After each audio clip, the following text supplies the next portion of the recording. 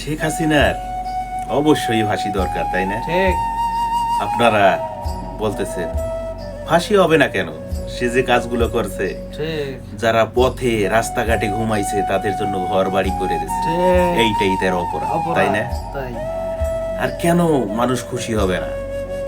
আজ বাংলাদেশের বুকে পদ্মা সেতু করছে, দক্ষিণবঙ্গের মানুষ ঢাকা যাইতে পারতেছে, ঠিক এই জন্য তার ফাঁসি হওয়া উচিত, তাই না? মেট্রো রেল করছে, এই জন্য তার ফাঁসি হওয়া উচিত, তাই না?